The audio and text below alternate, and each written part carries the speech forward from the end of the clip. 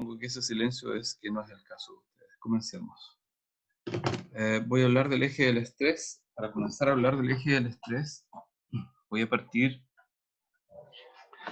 mencionando un órgano tremendamente importante que corresponde a la glándula adrenal, para darle sentido al eje del estrés. ¿Y esto por qué? Porque el eje del estrés se inicia en una región del cerebro que está ubicada debajo del tercer ventrículo, que se llama hipotálamo. El hipotálamo fabrica una molécula llamada CRH. La CRH se libera por la hipófisis hacia la hipófisis anterior, de modo que esta última fabrica hormona adrenocorticotropa, y esta vez viaja por la sangre hasta la corteza adrenal. Entonces, esta es la glándula adrenal, en un riñón y sobre el otro riñón. Hay una pequeña diferencia en humanos y en ratas en relación a los pesos de ambas glándulas adrenales. No son exactamente simétricas.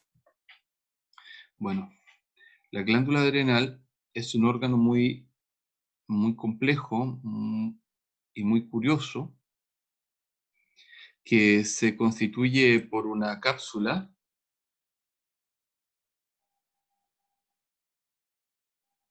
La glándula adrenal tiene aspecto como de una grasa, así, una cosa. Se constituye una cápsula, una corteza y una médula. La, la corteza fabrica un conjunto de hormonas y se subdivide a su vez en zona glomerulosa, fascicular y reticular. Entonces, en el primer nivel, en la zona glomerulosa, se fabrica una molécula llamada aldosterona, cuya función, por eso se llama mineralocorticoide, es actuar sobre la reabsorción del sodio. La segunda estructura, la zona fascicular, fabrica todos los glucocorticoides, es decir, las hormonas del estrés, dentro de las cuales el 90 y tantos % corresponde a cortisol y los restantes corresponden a corticosterona y cortisona. Estas dos últimas hormonas son moléculas que están presentes también dentro del proceso de estrés, pero son participantes muy menores, porque no son hormonas que tengan una presencia real, digamos. Luego, en la zona reticular se presenta la producción de un grupo de moléculas androgénicas llamadas dihidroepiandrosterona. Son las moléculas que participan estimulando como anabólico cuando se hace actividad física intensa, y particularmente notorio es en las mujeres, puesto que este anabolizante permite dar ciertos aspectos en el desarrollo de la masa muscular un poco androgénica.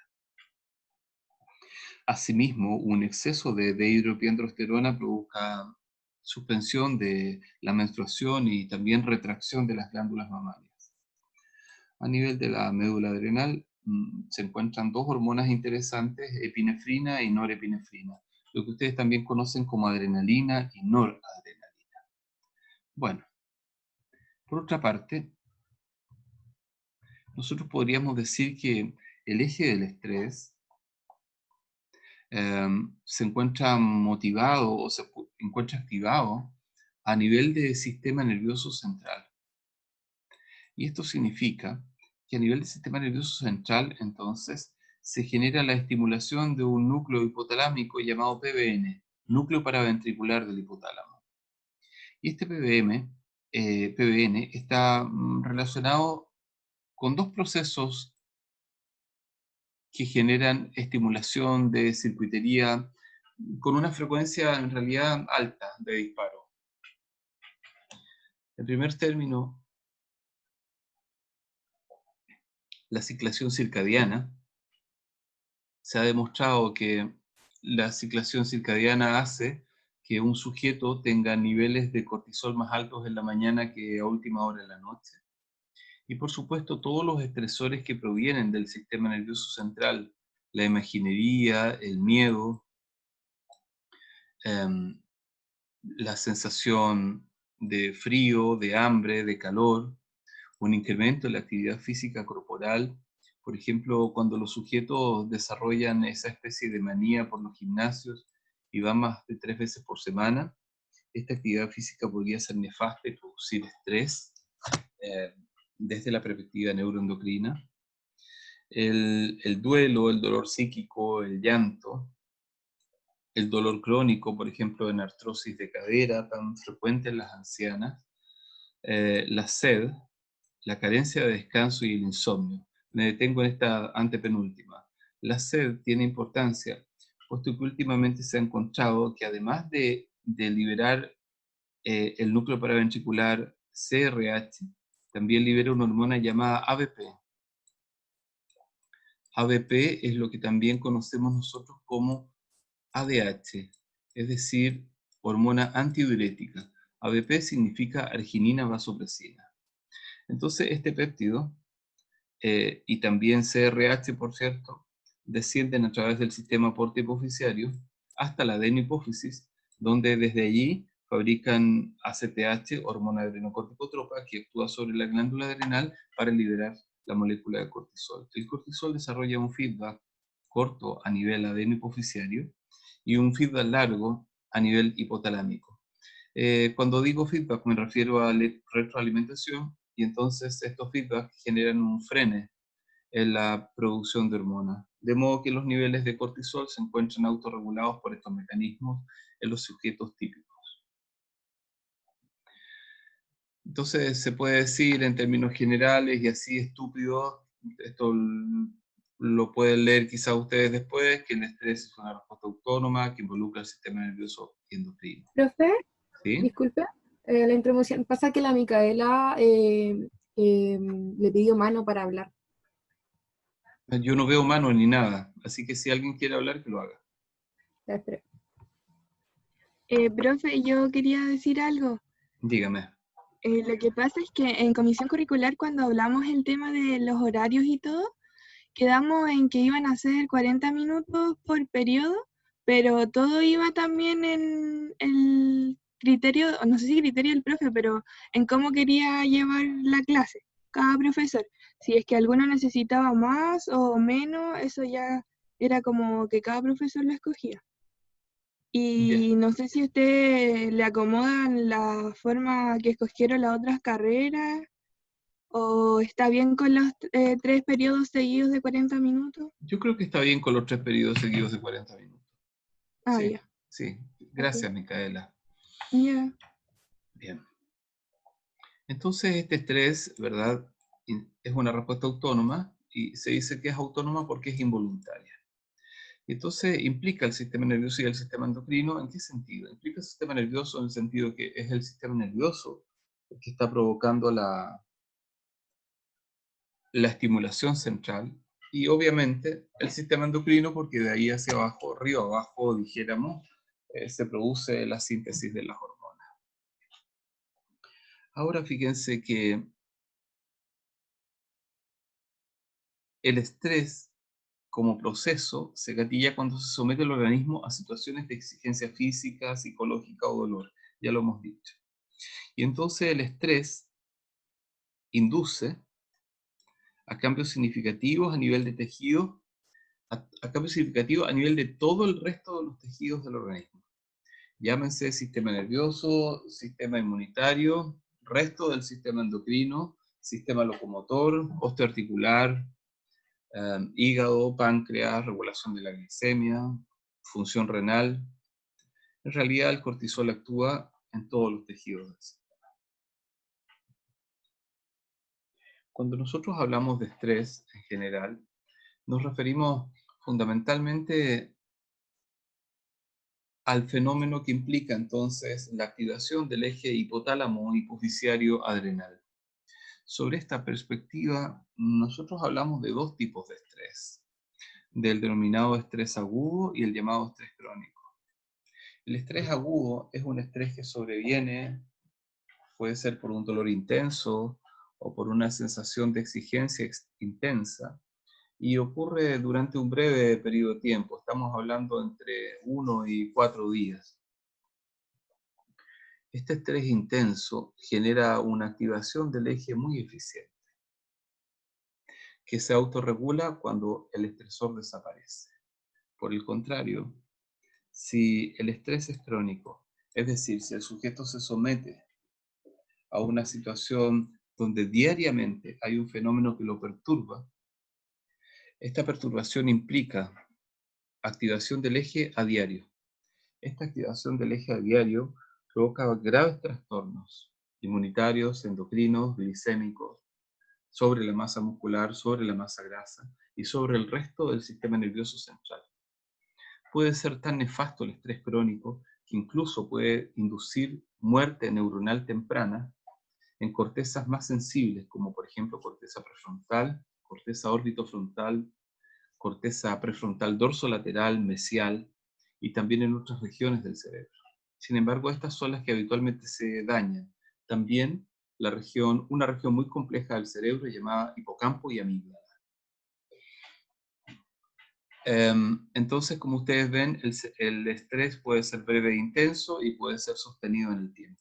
Si es breve e intenso, pensamos que el estrés es favorable para el organismo. Sin embargo, si es sostenido en el tiempo, en general se refiere a un estrés que resulta bastante deleterio y que incluso puede llevar a la muerte del sujeto por distintas causas asociadas.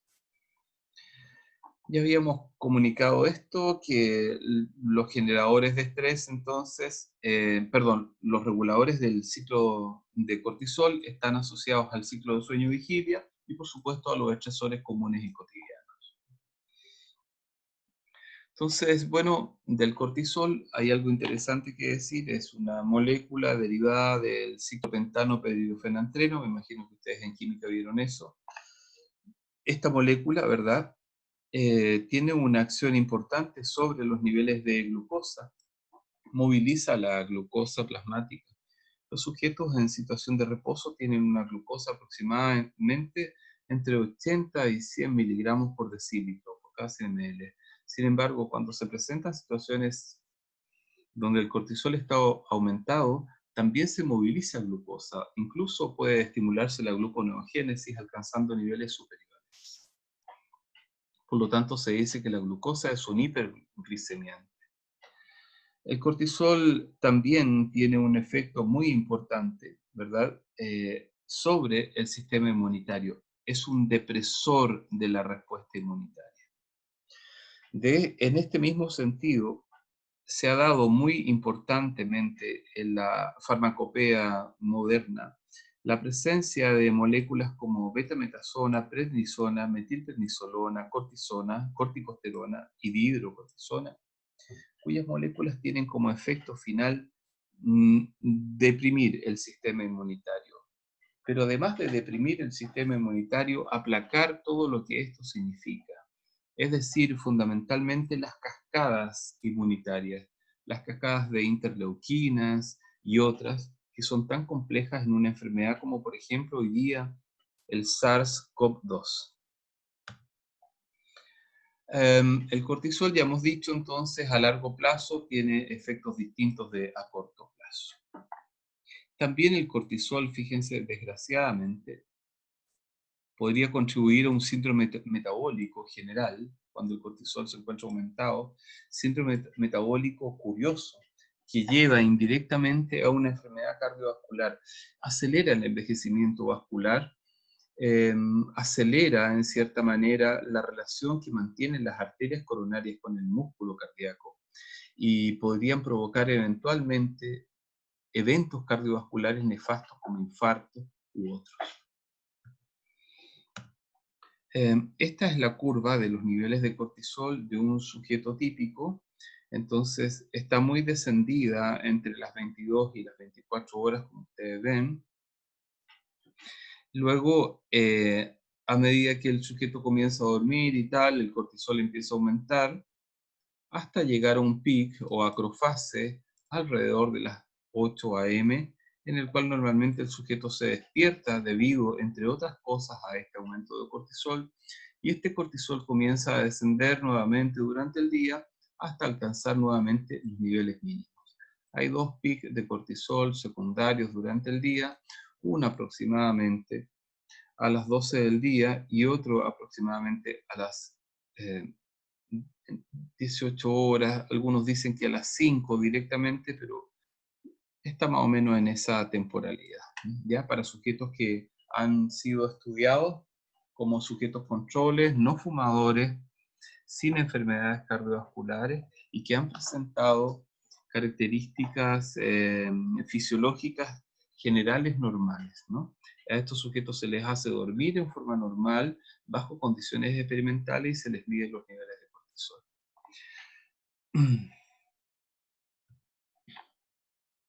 Voy a la siguiente, deme un segundo, por favor.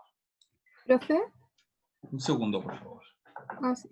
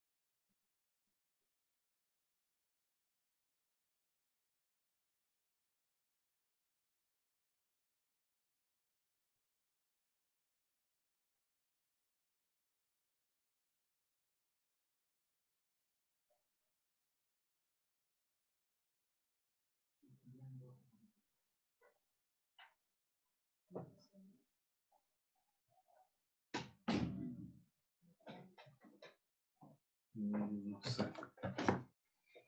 Bien, haga su pregunta, por favor.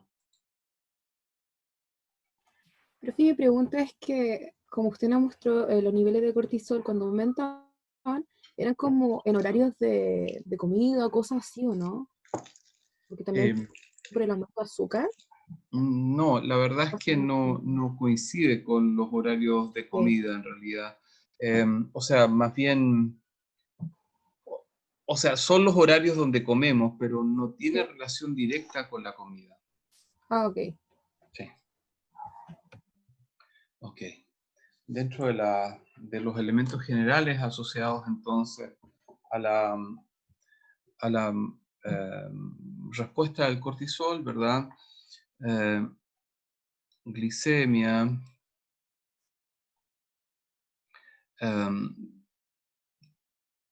gluconeogénesis, indirectamente en variaciones la síntesis de glucógeno, aumenta el catabolismo eh, y decrementa en general el catabolismo de la masa muscular. Se ha visto en humanos que el aumento del cortisol incrementa la grasa corporal. En las ratas no pasa eso. Hay modificaciones en el eje de la hormona de crecimiento, hay una perturbación del eje. Hay una disminución de la producción de hormona de crecimiento cuando el cortisol está muy alto. Se inhibe completamente el eje reproductivo. Las ratas, cuando son estresadas, por ejemplo, dejan de hacer tasas reproductivas. Y hay una fuerte actividad mineralocorticoide del cortisol. Esto lo voy a explicar específicamente, creo que en la siguiente, un poco más, un par de diapositivas más adelante. El cortisol se liga a un receptor de aldosterona porque se parece mucho. Luego afecta a los tejidos conectivos, ¿verdad? Genera pérdida de arquitectura entre el tejido conectivo y osteoarticular en general. Modifica la homeostasis del calcio y del fósforo también.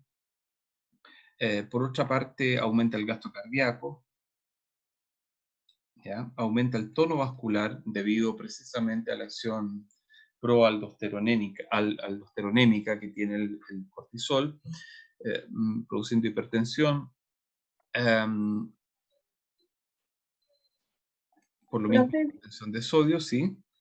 ¿qué dice arriba de aumenta el gasto cardíaco? Dice, alteraciones cardiovasculares. Gracias. Después, afecta el comportamiento y la función cognitiva. Esto se ha visto muy tradicionalmente. Las ratas, por ejemplo, que están estresadas en forma crónica, tienen muchas dificultades para desarrollar respuestas en resolución a problemas en distintos laberintos. Por ejemplo, en el laberinto de Barnes se ha demostrado que las ratas tienen olvidos tempranos debido al exceso de cortisol. Y por supuesto, lo que hemos dicho que afecta al sistema inmunitario, esa es la clave del cortisol precisamente, disminuyendo en general lo que hoy día está muy de moda, cualquier patipelado hoy día habla de la tormenta de citoquinas a propósito del SARS-CoV-2. En la televisión se ha visto mucho fulanito hablando de eso. ¿Y qué es la famosa tormenta de citoquinas? Es que cuando ocurría el SARS-CoV-2, entonces el virus este genera una activación tremenda del sistema inmunitario y entonces todas las células se vuelven locas y empiezan a avisar entre sí que es necesario desarrollar un mecanismo de defensa.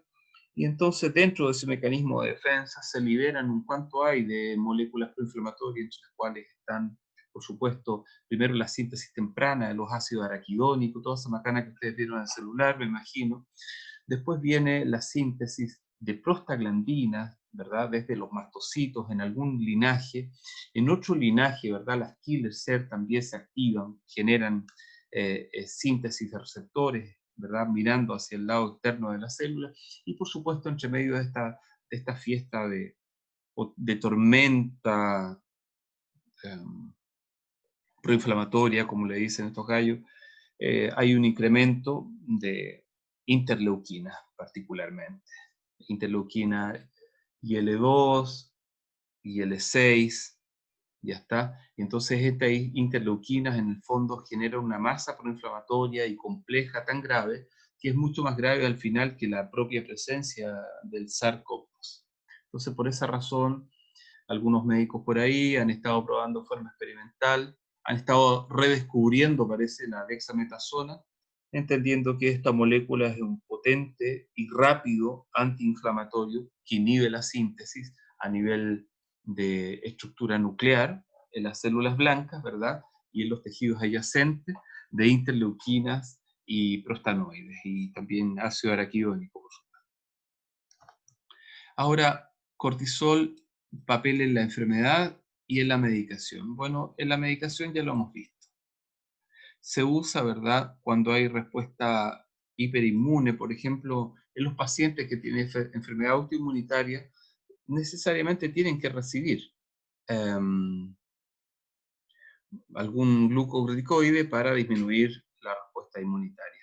Y en otro grupo de pacientes, ¿verdad?, que necesitan, por ejemplo, los pacientes trasplantados, por ejemplo, que necesitan tener bloqueada su respuesta inmunitaria o al mínimo, con el objeto de no producir rechazo de las células que están hospedando, de las células nuevas que están hospedando, ya sea un órgano trasplantado o células madre, qué sé yo. Por eso dice, ¿verdad?, de importantes efectos secundarios, obviamente. Ahora vamos a ver dos casos de dos patologías clásicas que se estudian siempre en los libros de fisiología asociados al cortisol.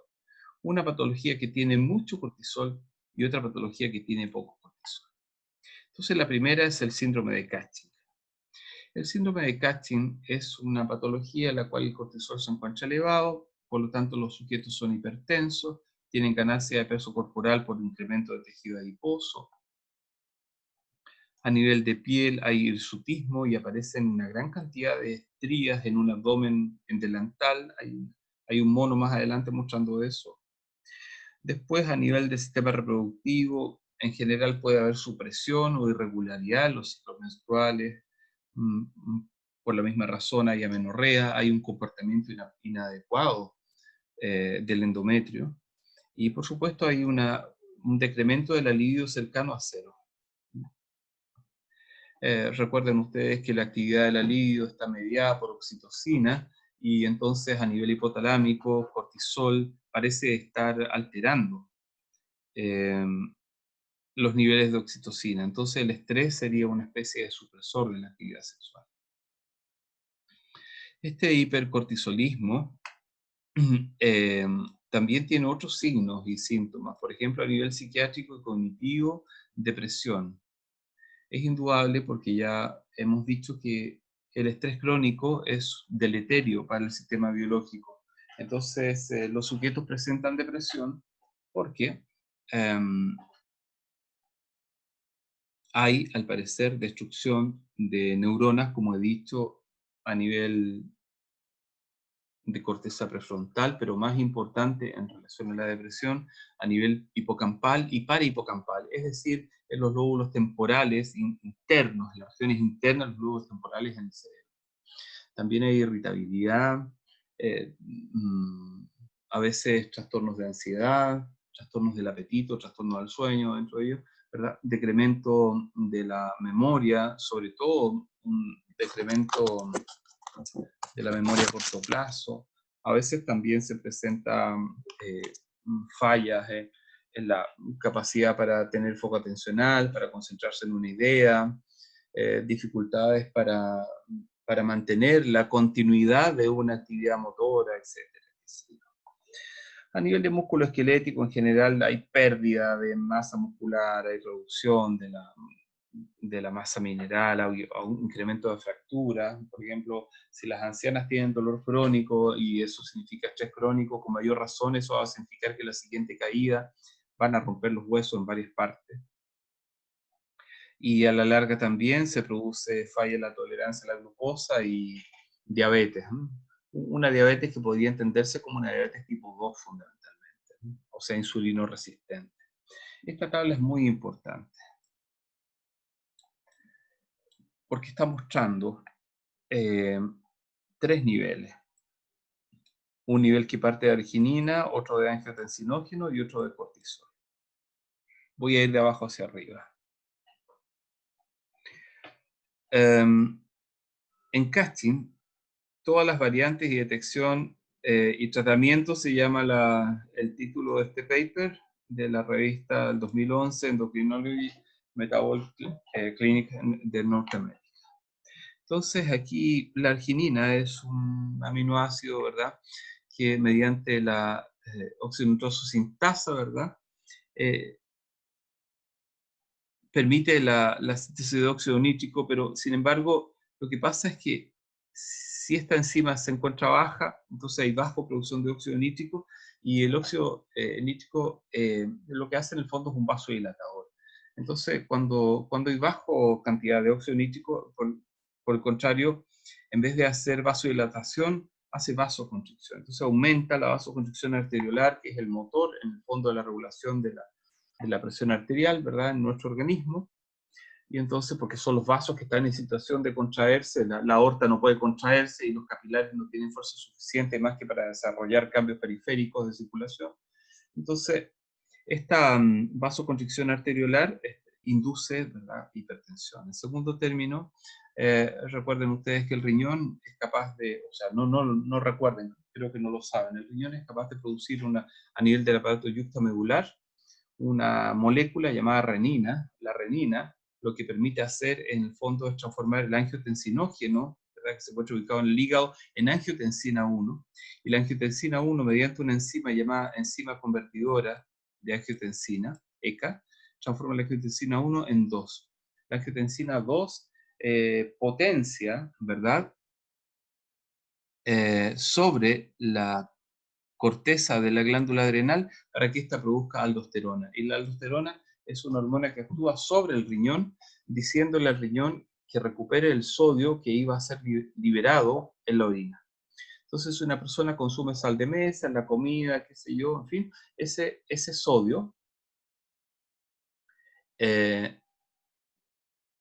y el ion cloruro son retenidos, recuperados, ¿verdad? Y como consecuencia también es recuperada la molécula de agua. Entonces, en el fondo, la retención de sodio hace un incremento en la retención de las moléculas de agua, y esto lleva por resultado, entonces, un ciclo perverso que incrementa la hipertensión en el sistema. Y en el tercer punto, que es el último, el que nos importaba al final, el aumento de cortisol genera esta respuesta también del incremento de la reabsorción de sodio. ¿Y por qué razón? Porque el cortisol se parece mucho a la molécula de aldosterona, de modo que esta respuesta es redundante, y entonces tienen ustedes ahí ya otro elemento más prohipertensivo. Como si esto fuera poco, la angiotensina 2 actúa sobre el sistema hipofisiario, haciendo que se fabrique más arginina vasopresina. La arginina vasopresina incrementa la absorción de agua, aumentando todavía el proceso de hipertensión, y a su vez la arginina vasopresina va a actuar nuevamente sobre el proceso hipotalámico para que se incremente a nivel de núcleo paraventricular la síntesis de cortisol. ¿Hay alguna pregunta?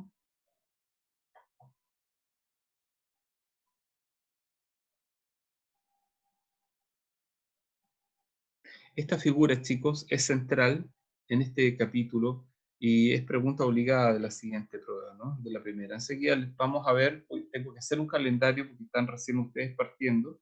Me imagino que durante la semana lo van a tener a mano con las fechas adecuadas y los horarios en los cuales van a tener sus pruebas y las condiciones de las pruebas. En los recién nacidos el cortisol está más o menos cercano a los 10 microgramos por cada 100 ml. Cuando los recién nacidos nacen por el canal del parto, están por sobre, y cuando nacen por cesárea, están por bajo.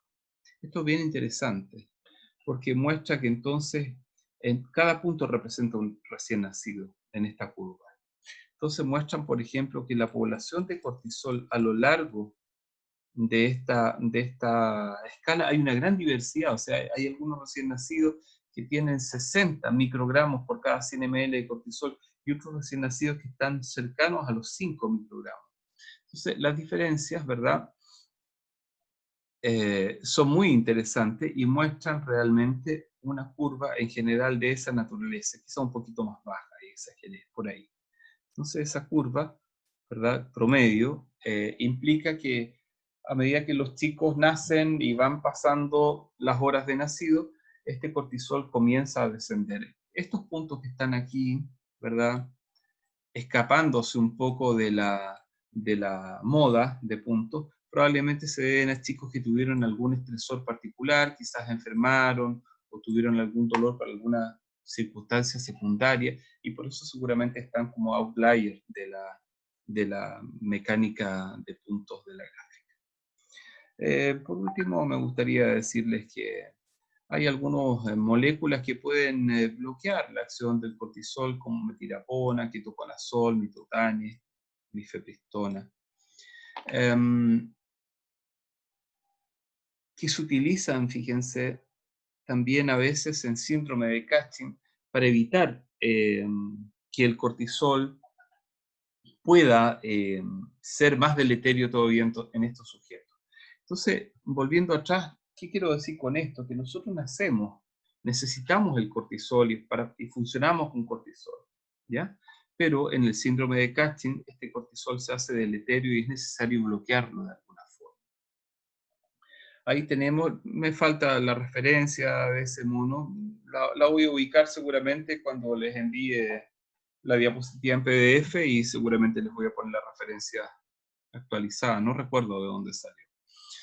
Entonces aquí tenemos un cuerpo femenino, ¿verdad?, que tiene una gran cantidad de estrías ubicadas abajo, las glándulas mamarias, y también aquí supraumbilical, ¿verdad?, con un abdomen en delantal, ¿verdad?, estrías purpúreas y también en las piernas, ¿no? Bien, hablemos ahora de una enfermedad inversa, el hipocortisolismo. El hipocortisolismo, fíjense, está fundamentalmente asociado a una hiponatremia y a una hipercalemia.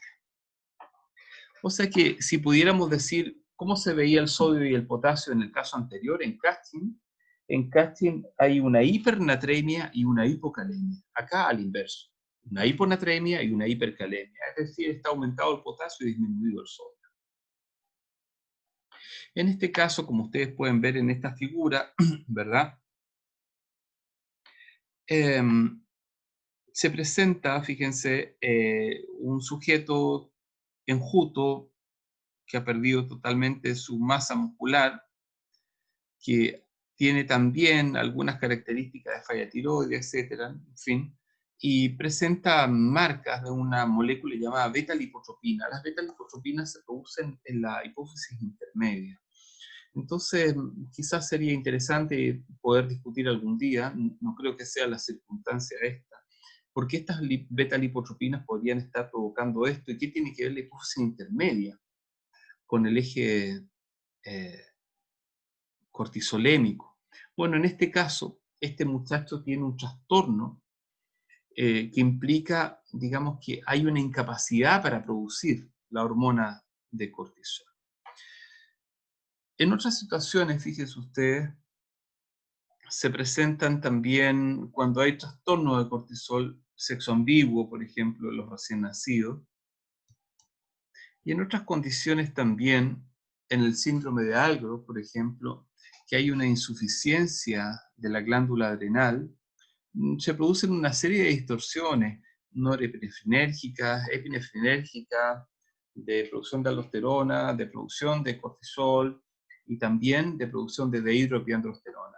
Entonces ustedes tienen aquí el clásico rostro de un sujeto que presenta el síndrome de Algor. Entonces, en este síndrome, ¿verdad?, hay acalasia, alacrimia y normalmente retardo mental y algún grado de sordera. Esta chica que está aquí en esta fotografía tiene un blog donde muestra cosas cotidianas y habla un poco del cuadro que ella padece, ¿no? Es una patología de características genéticas y es muy interesante entender que las fallas en la glándula adrenal pueden provocar graves complicaciones o severas complicaciones irreversibles, además, en nuestra homeostasis neurobiológica, molecular, metabólica. Estas ya las vimos. ¿Hay preguntas sobre cortisol?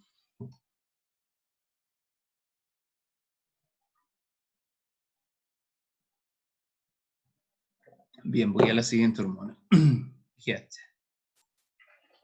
GH es la llamada growth hormone, hormona de crecimiento. La hormona de crecimiento es una hormona muy interesante porque tiene efectos así, pleiotrópicos, digamos, efectos gigantes sobre todo el organismo. La hormona de crecimiento induce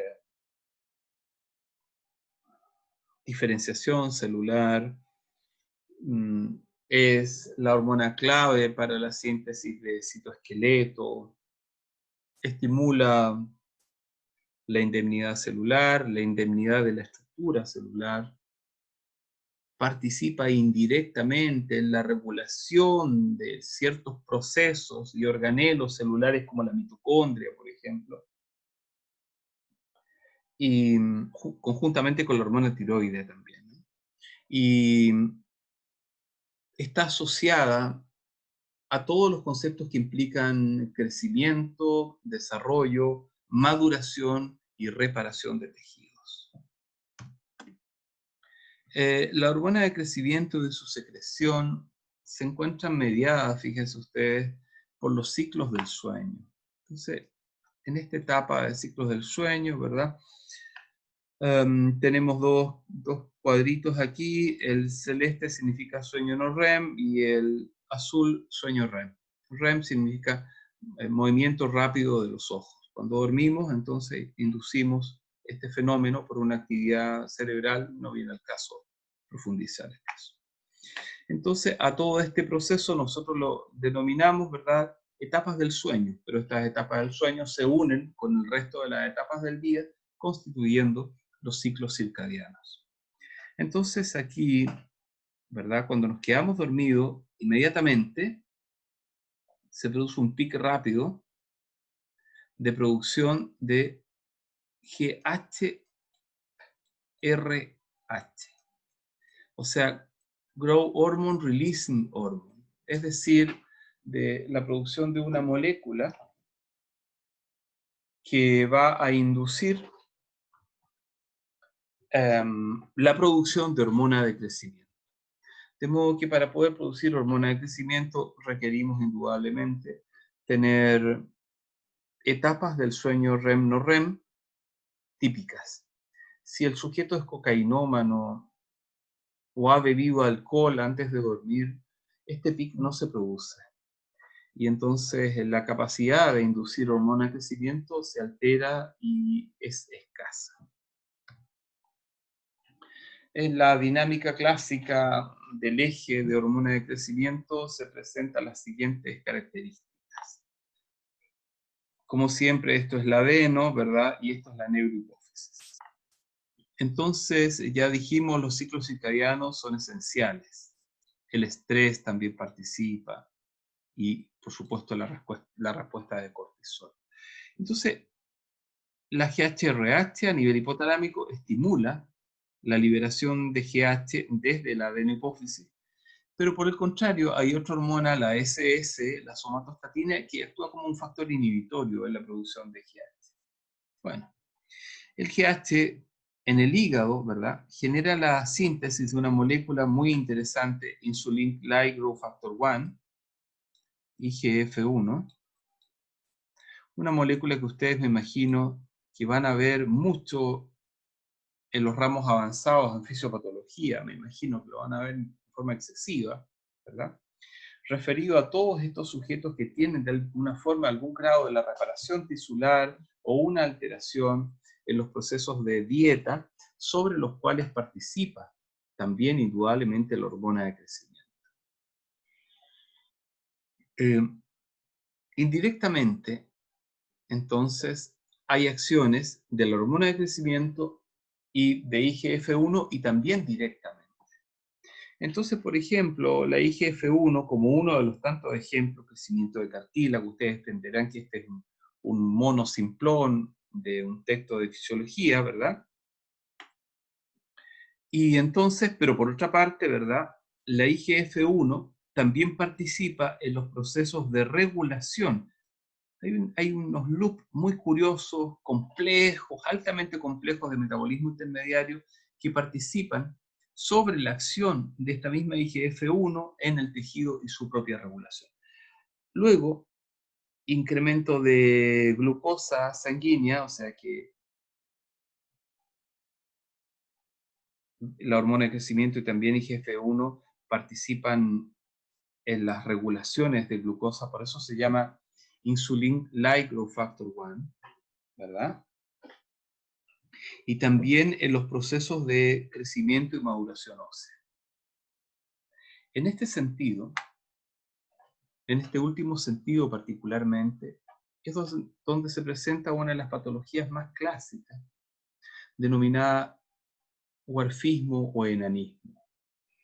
El huerfismo o enanismo es un cuadro donde los sujetos presentan tallas pequeñas, pero sus tallas pequeñas presentan proporciones bastante perfectas, como de los sujetos adultos. Entonces, en este caso, por ejemplo, esta señora o este señor contienen proporciones idénticas de adultos, sin embargo, han presentado un enanismo severo. Tenemos también a esta señora, ¿verdad? Bueno, hay una serie de características no tan favorables como las de estas personas, asociadas al enanismo, pero en términos de ciertos síndromes específicos en los cuales se produce un enanismo diferenciado.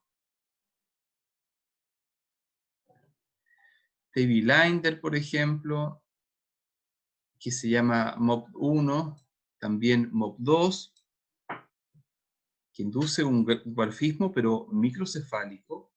También una enfermedad denominada Seckel síndrome, pero en el Seckel síndrome, por ejemplo, hay una microcefalia muy importante, microcefalia severa, por supuesto baja estatura, qué sé yo, y en casi todos estos sujetos, fíjense, se presenta un poco de micrognatia, es decir, micrognatia significa la mandíbula retraída. Al contrario de los síndromes gigantes, de gigantismo, donde en general hay una prognatia, aquí hay una micro. Y en Mayen-Garland se produce una cosa interesante, digamos, y es que es microcefalia, pero también a veces ausencia o pequeña rótula. Sin embargo, fíjense, en este síndrome se presenta preservación de la actividad intelectual en la mayoría de los sujetos. En cambio, aquí arriba, en la mayoría de los sujetos, por ejemplo, ¿dónde estamos? Hola profesor, buenas tardes. Quería hacerle una consulta. ¿Sí?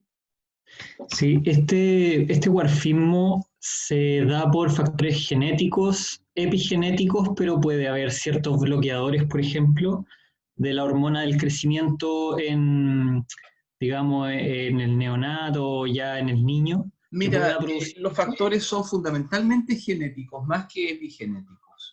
Ya.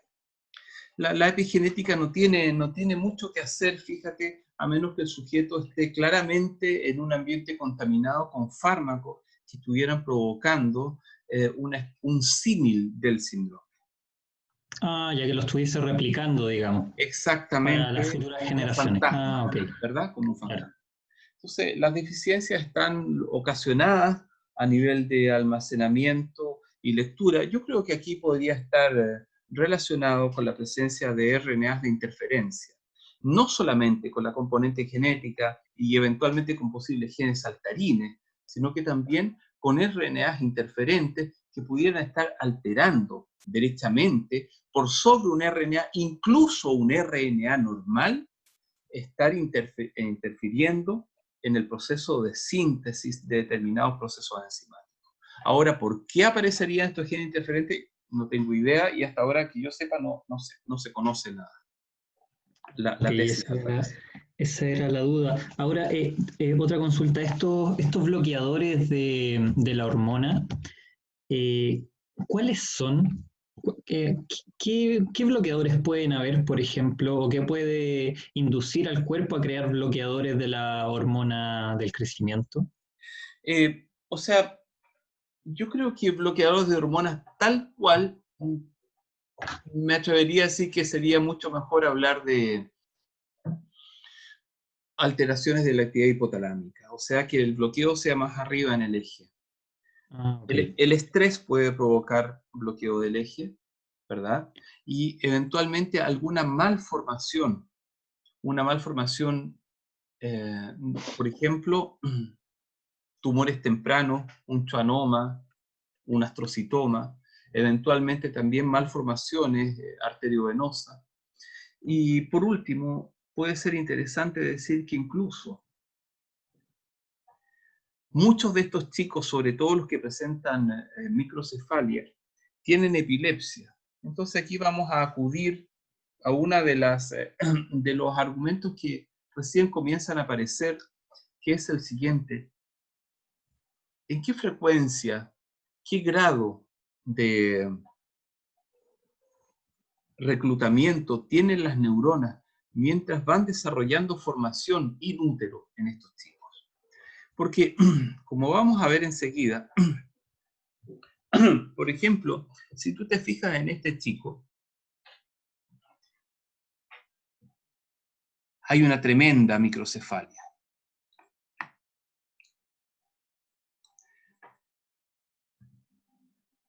En estos chicos, por ejemplo, de Mayer-Garland, hay una prognatia, pero impresionante, y por supuesto, se presenta en algunos, en unos más que otros, algún detrimento de microcefalia. Ahí, por ejemplo, se aprecia claramente una microcefalia, ¿no? En otros, quizás por su composición genética, no se ve tan bien, ¿eh? Por ejemplo, esta chiquita parece una chiquita normal, pero si la vemos de perfil, vemos que hay una problemática ahí.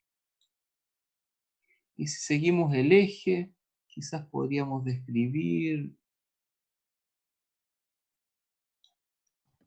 ahí, quizás podríamos describir que también hay una microcefalia. Ahora, una cosa muy interesante que se ha visto es este denominado síndrome de Secker, o también llamado moya-moya. Moya-moya es una palabra que tiene un significado así como niebla, humo o algo así. Entonces, fíjense, aquí hay una arteriografía, digamos, por contraste. Se mete un medio contraste al sistema sanguíneo y se saca una RX. Entonces aquí se ve un cerebro normal, está en la región anterior, ¿verdad? En la región posterior. Esta sería la fosa posterior, que no aparece, por supuesto, porque está irrigada por las arterias vertebrales. Entonces, esta sería la carótida interna, y ustedes se fijan que hay un relativo orden del sistema arteriovenoso. Pero en este segundo caso, ¿verdad?, se presentan esas difuminaciones de imagen arteriovenosa, y eso es lo que se denomina síndrome de moya-moya. De alguna manera, hay una mala distribución, una angiogénesis alterada en este proceso, determinada, fíjense, entonces por trastornos de la hormona de crecimiento. Aquí tenemos otro caso, ¿verdad? Micrognathia, como siempre. Fíjese cómo aparece ahí, ¿eh? Los pómulos se ven sobredimensionados, ¿verdad? El arco cigomático, debido precisamente a la presencia de esta profunda microcefalia. Pero esta microcefalia no es solo eso, sino que además tiene una gran amplitud de los ventrículos, tercer ventrículo, ventrículos laterales, y también cuarto ventrículo, cosa que no se aprecia, no está la imagen aquí del cuarto ventrículo, pero cuarto ventrículo también. Y entonces nosotros decimos, bueno, ¿qué está pasando aquí? ¿Por qué puede aparecer una hidrocefalia dentro, pero una hidrocefalia contenida dentro de una microcefalia? ¿Verdad? Entonces, porque además, si ustedes se fijan, el hueso craneano aparenta tener un espesor un poco distinto de un cráneo normal. Habría muchas preguntas que hacer al respecto. Quizás la propia maduración neurológica no ha permitido que el líquido cefalorraquídeo egrese, el líquido cefalorraquídeo que se produce en los plexos coroideos, en el tercero y en el cuarto plexo coroideo. El tercero estaría ubicado aquí, esto está anómalo, ahí, y el cuarto acá, más o menos en esta región. Entonces, estos plexos coroideos fabrican el líquido cefalorraquídeo, el líquido cefalorraquídeo baña el espacio subaracnoideo y luego es recogido por arriba, ¿verdad?, en el seno venoso, que está justo encima de ambos hemisferios cerebrales, por las vellosidades aracnoideas. Entonces, es posible que la propia alteración en la maduración del sistema nervioso central lleve a que estos sujetos no puedan perfundir adecuadamente su líquido cefalorraquídeo o cerebroespinal.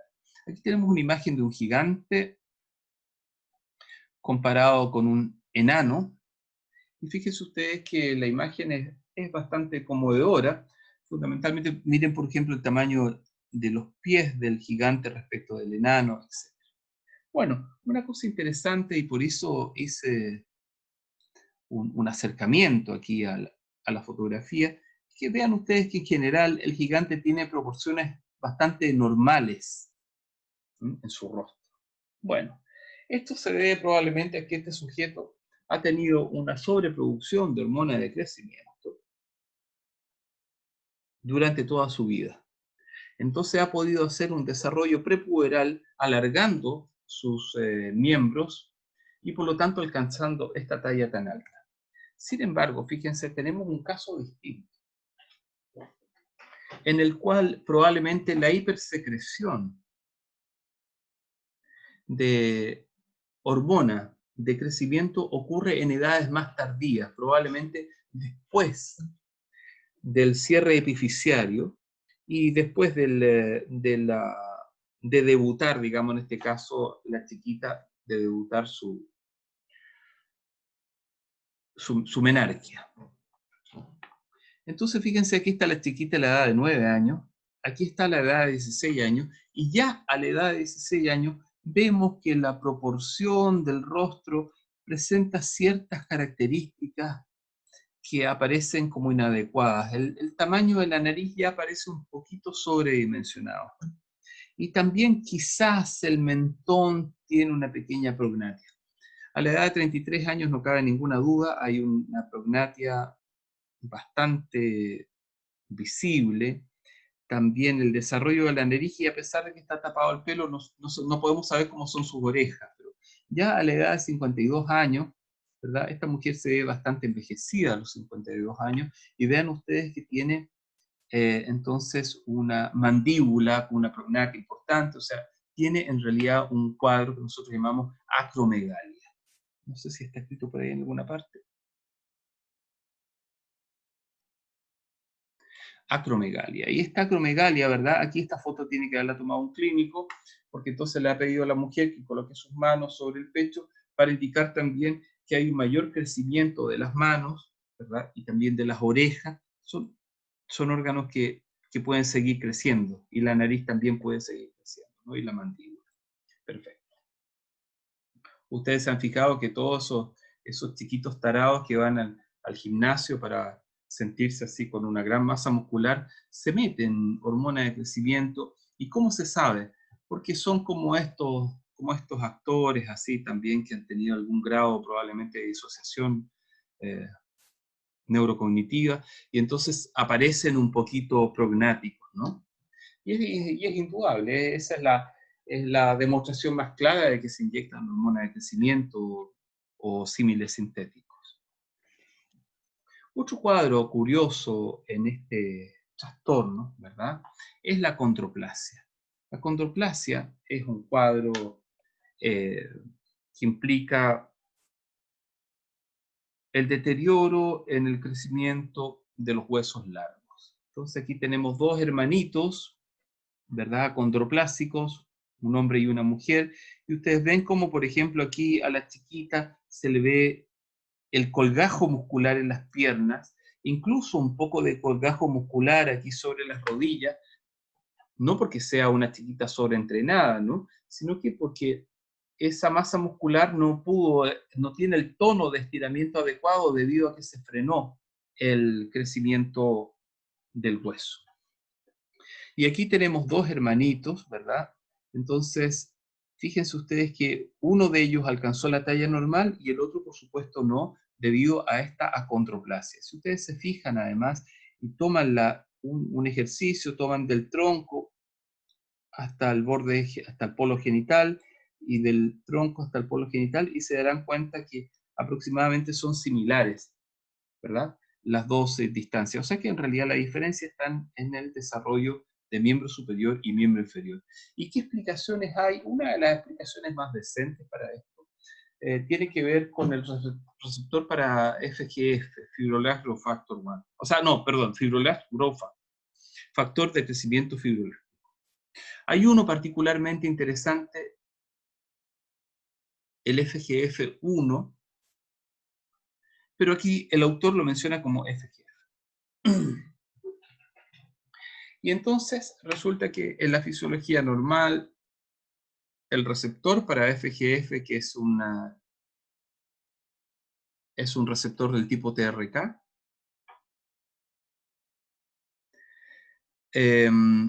está sin dimerizar en la membrana, entonces se meten las moléculas de FGF, el receptor dimeriza, ¿verdad?, y desarrolla una señal de degradación lisosomal.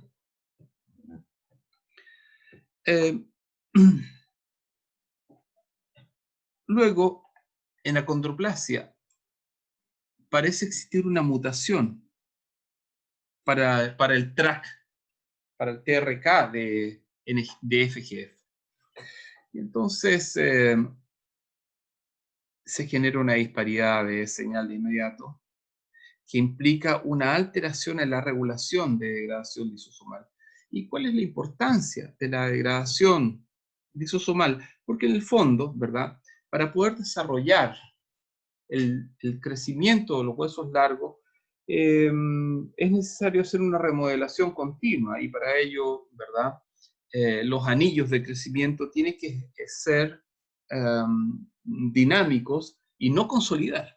Entonces, ¿cuándo consolidan los anillos? Bueno, consolidan en la pubertad, cuando comienzan las tasas de hormonas sexuales a aumentar. Entonces, fíjense qué interesante esta lectura que aparece aquí abajo. Ratones, no ratas, los cuales se le inactivó el receptor para FGF3, el receptor 3 para FGF, tuvieron huesos más largos que aquellos ratones en los cuales hubo un exceso de activación para el mismo receptor. Entonces, de alguna manera uno podría decir, en la acondroplasia parece que lo que está ocurriendo es que hay una activación excesiva de la señal río abajo para el receptor de FGF. A nivel cerebral, ¿quién regula la producción de hormonas de crecimiento indirectamente, verdad? Sin duda, la somatostatina.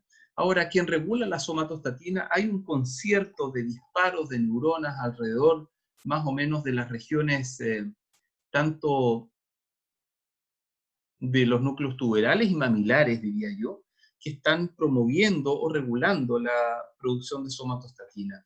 Entonces, somatostatina es responsable del control inhibitorio del hormona de crecimiento. Entonces, quizás también por ahí, en esas regiones tuberales y mamilares, pudiera existir alguna circuitería anómala asociada, por supuesto, a un componente de diseño, o sea, un componente genético de diseño. Bien. Ahora, con el tiempo han aparecido nuevos paradigmas para explicar la estatura, pero lo más interesante que se recoge de esto, nosotros siempre hemos dicho, ¿verdad?, que la estatura representa la campana gaussiana. Hay una poca cantidad de sujetos que son muy bajitos, una poca cantidad de sujetos que son muy altos, y un punto donde el promedio de los sujetos tiene una estatura de tal magnitud. En los estudios chilenos, por ejemplo, se ha visto que este promedio va aumentando en el tiempo. Quizás tenga que ver con las condiciones de vida. Entonces, probablemente que fundamentalmente los nutrientes, hoy día está en una basura que los niños comen, hay algún componente nutricional que las empresas han tenido que agregar para que no les cierren la venta de esa porquería. Entonces, he oído por ahí, por ejemplo, papas fritas con ácido graso omega 3, por ejemplo, y ustedes podrán entender que las papas fritas primero no son papas, son carboximetilcelulosa, y luego son basura que no deberíamos comer, y por supuesto todo lo hacemos porque somos estúpidos y porque estamos colgados al mercado. Pero el mercado es nuestro Dios, nutricionalmente hablando. Entonces le han agregado omega 3. Bueno, el omega 3 sin duda es un ácido graso poliinsaturado interesante para el sistema nervioso central. Entonces, de alguna manera, las empresas, para poder vender basura, le dicen al Ministerio de Salud, mire, vendemos basura, pero le agregamos una porquería que sirve. Entonces, por ahí logran las patentes para producir estos desechos. Entonces, luego, ¿verdad?, nosotros podríamos decir que hay una gradiente de estaturas partiendo por estaturas pequeñas con genes críticos que están fallando, cromosoma 12, qué sé yo, brazo corto. Después, hacia arriba, vamos logrando lo que siempre nos han dicho sobre la estatura, que la estatura implica, digamos, una multivarianza genética de muchos genes que se expresan entre sí, el gen que expresa, ¿verdad?, el receptor para vitamina D, el gen que expresa, ¿verdad?, los receptores de los osteoclastos y los osteoblastos, el gen que expresa, por ejemplo, la síntesis de proteínas de citoesqueleto, etcétera, etcétera. Bueno, pero eso es biología celular, ¿no? Lo han visto ahí ustedes. Entonces, fíjense, es interesante saber de cualquier manera que hay una degradez sobre la talla anormal y normal de los sujetos, y que ésta se debe a un putpurrí de expresión génica. Entonces, uno podría decir, oye,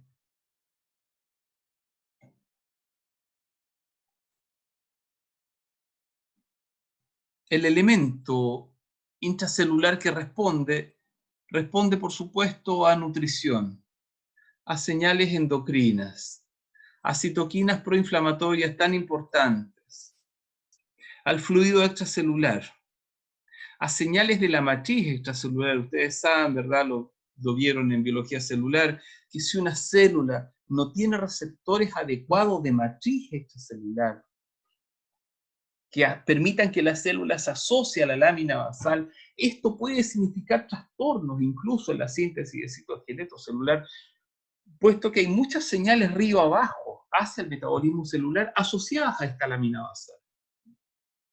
Y por supuesto señales locales, paracrina, proapoptóticas, antiapoptóticas, factores de crecimiento, NGF, FGF, BEGF, vascular endothelial growth factor, etc., que participan en los procesos de que un tejido crezca, se desarrolle o madure. Necesitamos vascularización, necesitamos que llegue ahí la vía nerviosa, necesitamos que haya liberación de ciertas sustancias específicas que generan apoptosis en las células para hacer remodelación, etcétera, etcétera. Bien. Ahora fíjense ustedes, otro eje interesante y complejo a nivel endocrino es el eje gonadotrófico. ¿Por qué el eje gonadotrófico es tan importante? Bueno, todos son importantes, estudiantes. Es importante porque el eje gonadotrófico marca uno de los elementos asociados a la obligación de los seres vivos, que es la reproducción. Pero quiero agregar que este eje gonadotrófico es muy importante porque genera la síntesis de hormonas sexuales, estrógenos y andrógenos. Y porque estas hormonas sexuales, además, tienen un papel muy interesante, fundamentalmente sobre el sistema nervioso central. Las hormonas sexuales permiten que el sistema nervioso central tenga una actividad dentro de ciertos parámetros, desde la perspectiva de la población celular, de las conexiones sinápticas entre las células. Cada célula nerviosa, estudiantes, tiene entre 100.000 y 120.000 conexiones sinápticas. Solo el cerebro contiene 86.000 millones de neuronas. Entonces comprenderán ustedes que en esa mezcla tisular, más todas las células gliales, los astrocitos fibrosos, los astrocitos protoplasmáticos, los oligodendrocitos, las células interfasciculares, las células de la microglia, las células satélites, se genera entonces una masa de tejido cuya actividad es tremendamente lábil a los cambios metabólicos. Entonces, bueno, las neuronas tienen receptores para hormonas sexuales. De modo que los procesos cognitivos, atencionales y otros pueden ser modificados en el tiempo a partir de modificaciones en las concentraciones de hormonas. De modo que el eje gonadotrófico además tiene una persistente potencia en relación a la mantención de la homeostasis y de la indemnidad del sistema nervioso central y su regulación periférica, como asimismo de la interpretación de las vías periféricas hacia el sistema nervioso central. Bueno, eso podemos verlo. ¿Cómo funciona el sistema? El sistema funciona de una manera muy simple.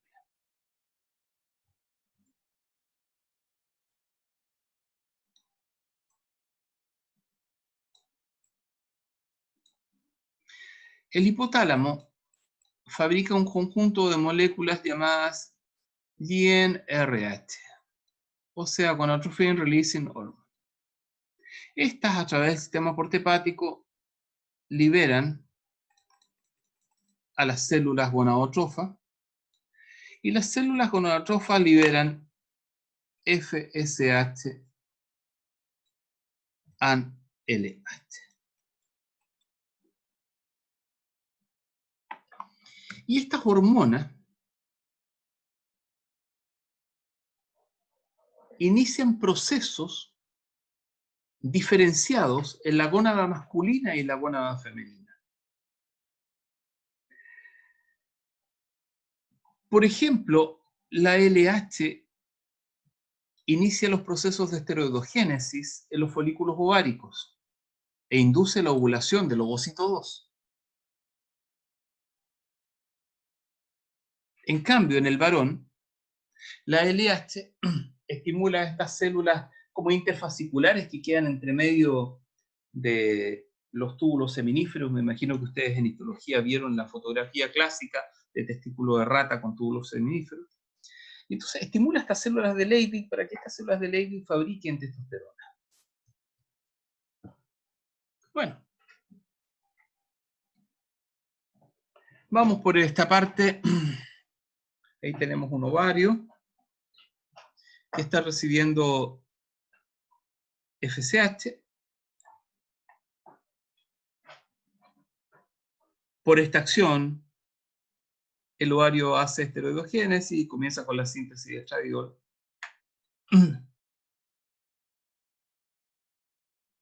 Simultáneamente, comienza la maduración de un folículo de Graf. En un momento determinado, más o menos entre el día 14 y el día 16 del ciclo femenino, aparece LH más FSH e induce la expulsión de este ovocito hacia el ambiente periuterino, y con posterioridad todo este tejido que estaba aquí acomodando la teca, etcétera, todo el tejido que acomodaba el folículo de Graf, degenera y comienza a formar una estructura llamada cuerpo lúteo, que empieza a sintetizar una hormona muy compleja, muy interesante, llamada progesterona, cuyo nombre lo dice todo, progesterona, progestágeno, cuya función consiste entonces en estimular o favorecer los procesos gestacionales, pensando que entre el día 14 y el día 16 ha habido una ovulación que se supone debería ser una ovulación que termine en fecundación. Porque ese es el destino de los mamíferos. Nosotros somos primates, ¿verdad? Primates humanos. Los primates no humanos funcionan iguales a nosotros. Solo que los primates humanos elegimos muchas veces no embarazarnos, pero esta es una condición, digamos, distinta de lo que natura manda. Aquí tenemos el folículo de Graf. Y entonces, este es un corte histológico, ¿verdad? Y entonces ahí aparece Este es un folículo maduro, ya que está a punto de ser expulsado por el sistema. Y aquí en este cuadro de la Enciclopedia Británica vemos más o menos cómo ocurre la liberación del ovocito y este envejecimiento posterior de estas células, ¿verdad?, que dan origen al cuerpo lúteo y que finalmente se traducen en una cicatriz dentro del útero, llamados cuerpos albicans. Si uno corta un útero humano, digamos, que ha sido previamente fijado en formol, qué sé yo, para formaldehído, uno puede ir encontrando entonces los distintos cuerpos albicans y podría ir en el fondo diciendo cuántas ovulaciones acontecieron en ese útero, ¿no? O sea, en ese ovario, ¿verdad? Esta tabla muestra más o menos lo mismo que he dicho. Aquí está mostrando el endometrio, ¿verdad? Entonces, aquí ocurre el proceso de menstruación entre el día 1 y el día 5. Ahí ya se cicatriza el proceso, comienza a recuperarse la pared endometrial. La pared endometrial, más o menos, cuando está entre el día 14 y el día 16, se parece a la mucosa interna en la boca. Es una pared que se ve al endoscopio como una pared suave, brillante, vascularizada, pero sus vasos sanguíneos se notan como por debajo de este epitelio transparente. Cuando ya ocurrió la ovulación, si no hay fecundación, empieza a aparecer el endometrio con una estructura un poco más granulosa, y en los últimos días, 2 o 3 días antes de aparecer la menstruación, derechamente se observa un tejido envejecido. Luego, fíjense ustedes, es interesante saber entonces cómo cicla la FSH. La FSH tiene un pic entre el día 14 y 16, un poquito antes, en realidad se adelanta un poquito, mismamente la LH, y también los estrógenos. Entonces ocurre la ovulación, y luego, después que ocurre la ovulación, progesterona estaba muy baja y comienza recién a aparecer, pensando en la posibilidad de que haya habido una fecundación, ¿verdad?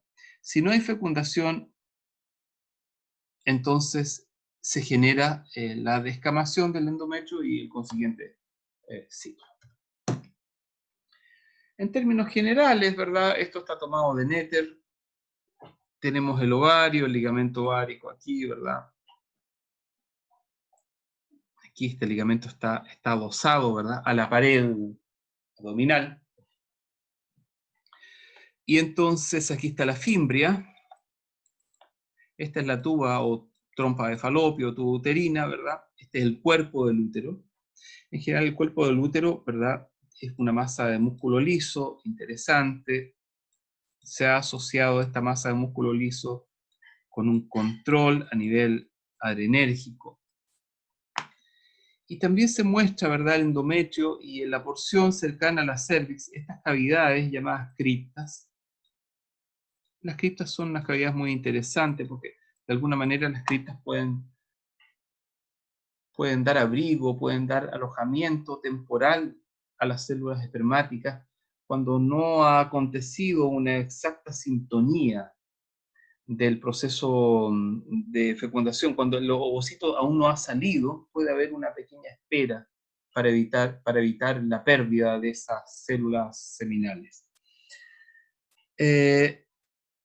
Esto es la cervix uterina, ¿no? Perfecto. Aquí vemos en el genital externo de la mujer, ¿verdad? Esto está tomado del atra de Yokotsi, por eso es una vulva cadavérica, por eso se ve así aplastada. Aquí vemos, ¿verdad?, el prepucio del clítoris. Esto es el clítoris, ¿verdad? Estos son los labios menores.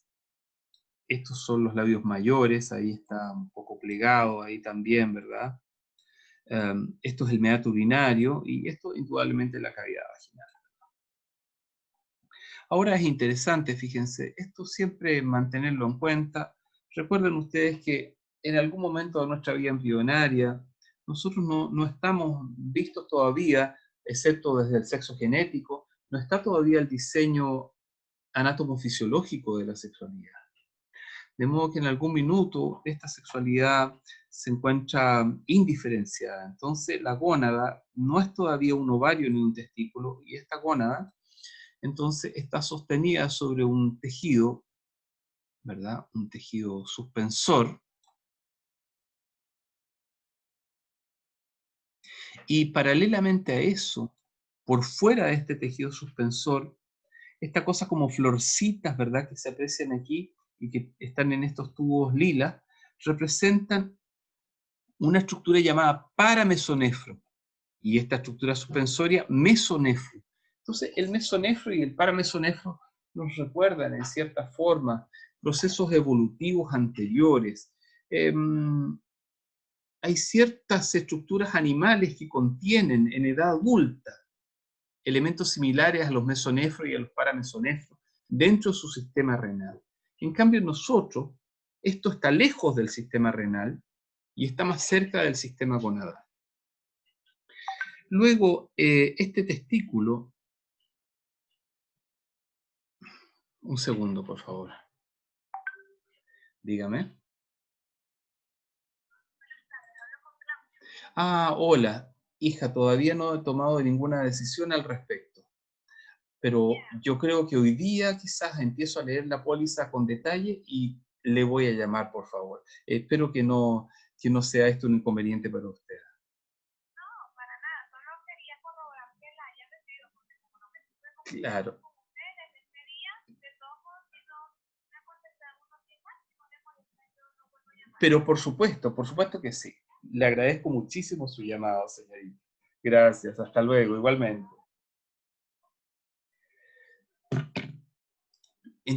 Entonces, fíjense, perdónenme, se cayó la presentación.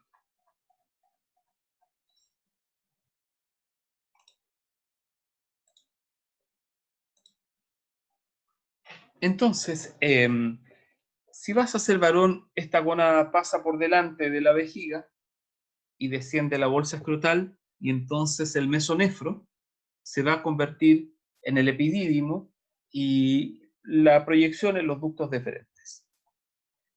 Y si vas a ser hembra, ¿verdad?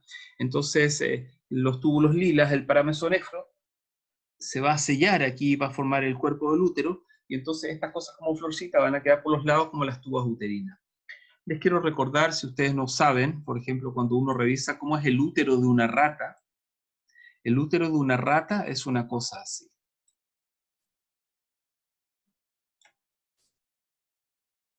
Y también el útero de una gatita. Entonces aquí están los ovarios, y también de un perrito, de una perrita. Entonces esto nos recuerda claramente, ¿verdad?, el desarrollo embrionario nuestro.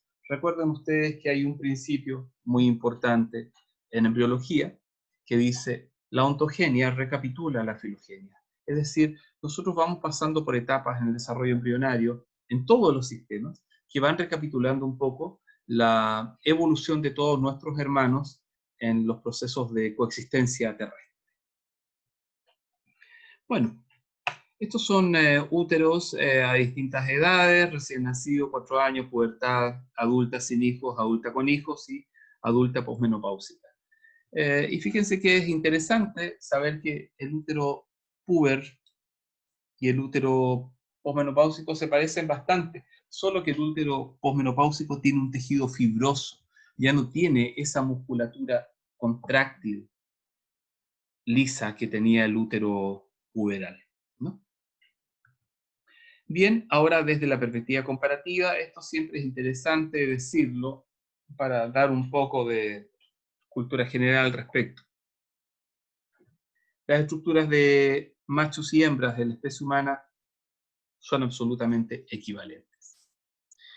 El glande del pene es equivalente al glande del clítoris, el cuerpo del pene es equivalente al cuerpo del clítoris, el prepucio del pene es equivalente al prepucio del clítoris.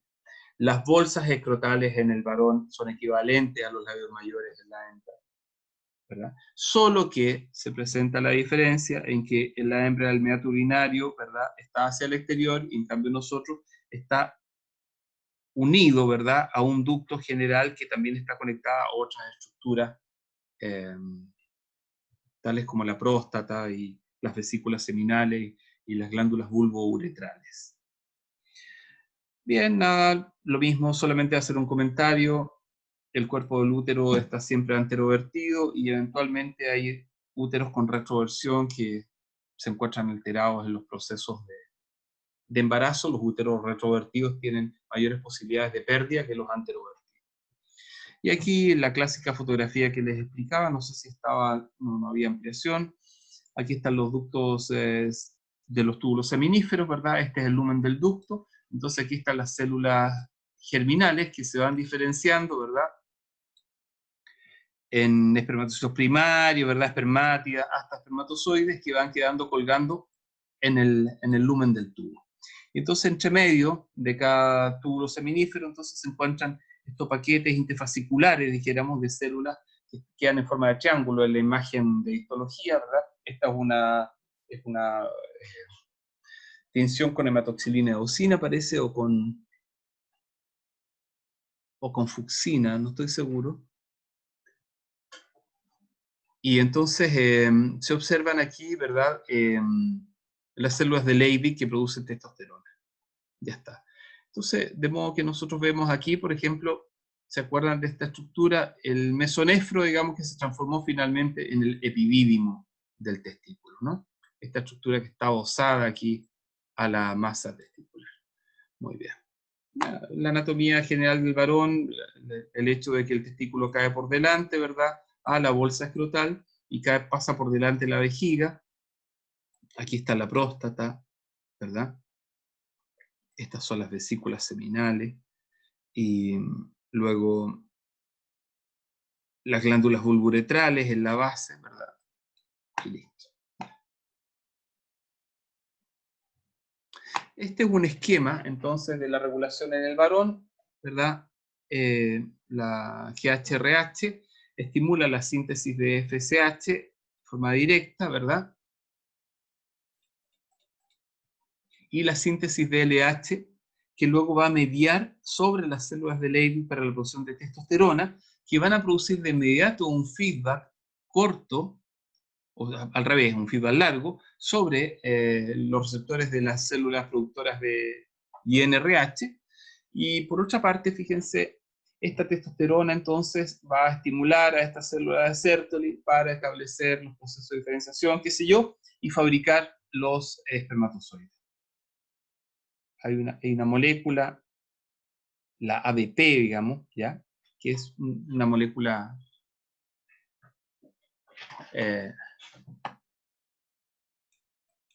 SHBG, Sex Hormone Binding Globulin, una proteína que liga a testosterona. ¿Y por qué tiene que ligar a testosterona? No me quiero ir tan lejos, pero tiene que ligar a testosterona porque no toda la testosterona puede estar libre en el plasma sanguíneo. Entonces, ABP o SHBG lo que hace en el fondo es mediar mediante una ecuación del tipo Michaelis-Menten, es mediar, digamos, cuánta testosterona libre versus cuánta testosterona ligada va a estar circulando en el sistema.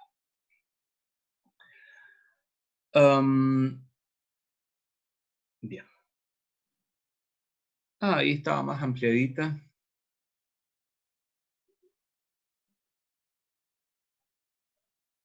Qué linda se ven esas células de Sertoli ahí. Y qué claras se ven las células de Leydig. Impresionante. Y ahí miren, se alcanzan a ver un poco como las colitas de los espermatozoides. Mira ahí, siempre una colita ahí, ahí. Qué lindo, ya está. Bueno.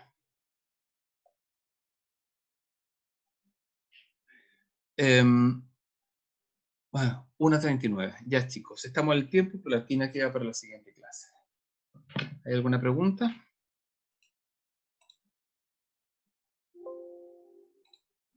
Profe, yo tengo unas dudas. Dígame. Respecto a cuáles van a ser el calendario para las evaluaciones, si es que lo Que eso, sabe o lo va a decir más adelante. Pensé que era una pregunta sobre los contenidos. Sí, el calendario para las evaluaciones, como se los dije hace un momento atrás, se los voy a enviar por escrito. Ya, gracias. Ya, vale. Que Que tengan buen día, chicos. Hasta luego. Igual, profe, hasta luego.